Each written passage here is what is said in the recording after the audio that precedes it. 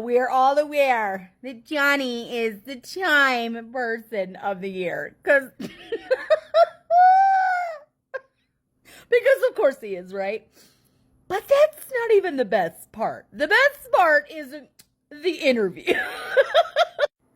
President-elect Donald Trump's Time 2024 Person of the Year sat down for a wide-ranging interview at his Mar-a-Lago club in Palm Beach, Florida on November 25th.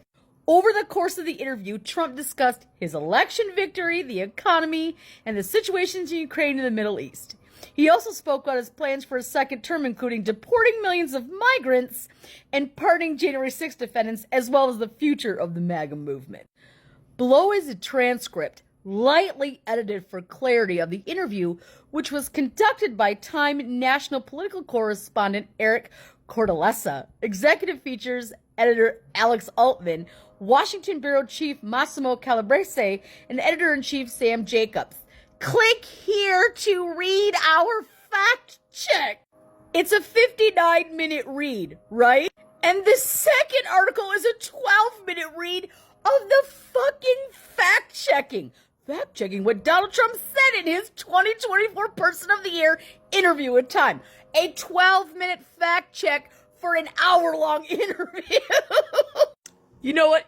Let's just take the time to read through this fucking brilliant masterclass in being a Person of the Year for Time, shall we? Time. You had an extraordinary year. You lived it and you know it. You cleared the field in the Republican campaign. You spent part of the campaign in the courtroom.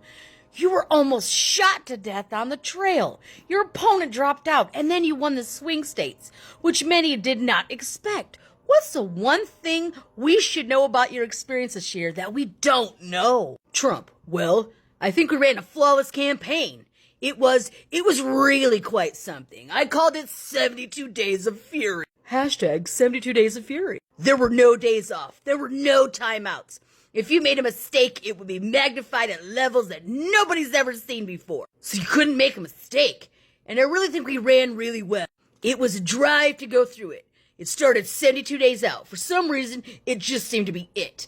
And I worked very hard. I've been given credit by actually the reporters that followed me because it was just all the time, every day, and we said the right things. We said things that were on the minds of the country. I think Democrats didn't get it. They just kept going back to the same old nonsense, and it was nonsense, especially in where we are right now. And we hit something that was very special. We hit the nerve of the country.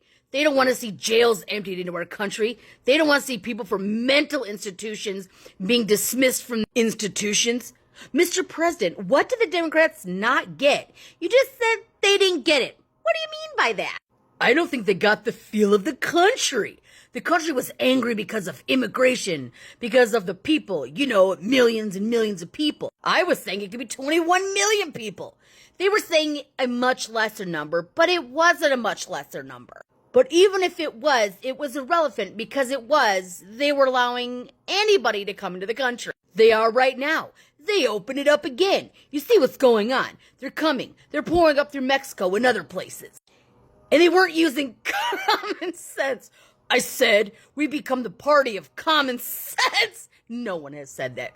As an example, they really don't want to see men playing in women's sports. You can have and this is one. They don't want to see another example, open borders. They want to see people come in. Everyone's okay with it, and I am certainly. I want to have a lot of people coming because we're going to go bring back a lot of jobs. We'll bring back record numbers of jobs, and we'll do it through a good taxing policy. And, using some basic business intelligence. But we're going to bring back record jobs. Record companies are going to come into our country. They're not going to be able to steal our companies anymore. And I talked about that.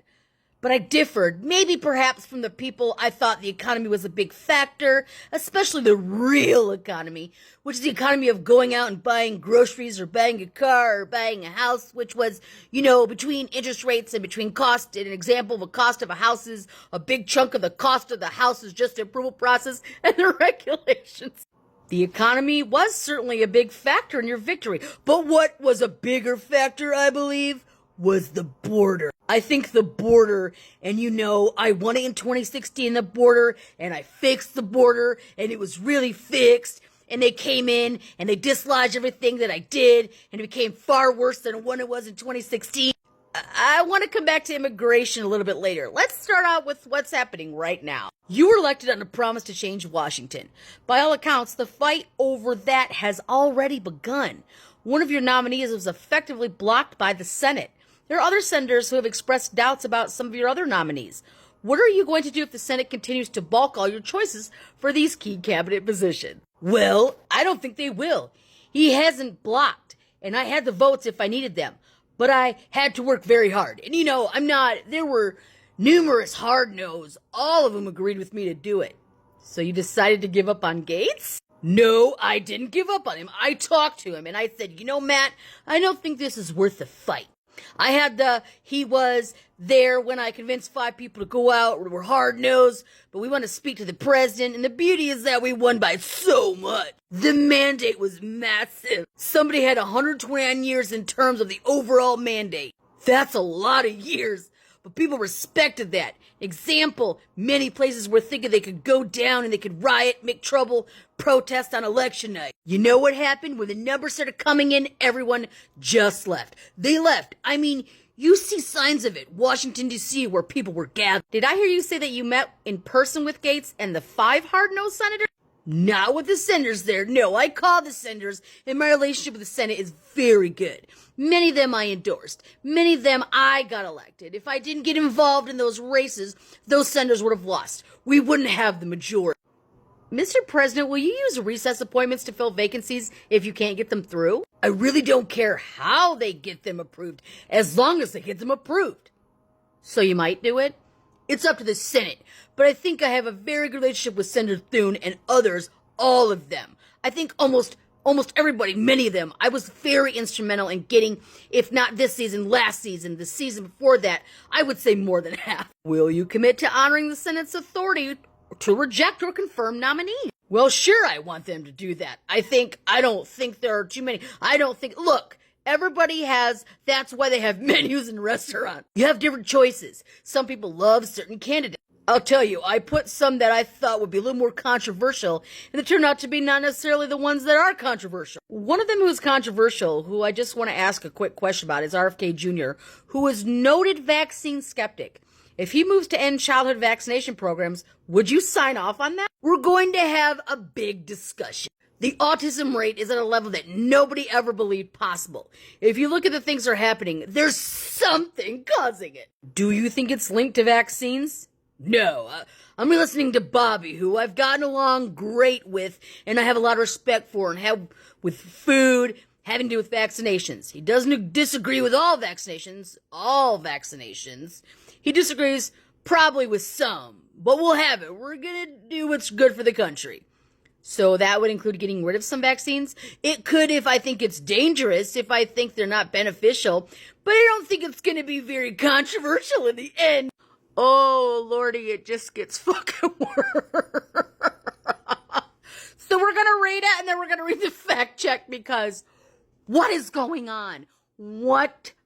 This is going to be the president next. Holy shit, buckle up, guys, because it's just going to get worse.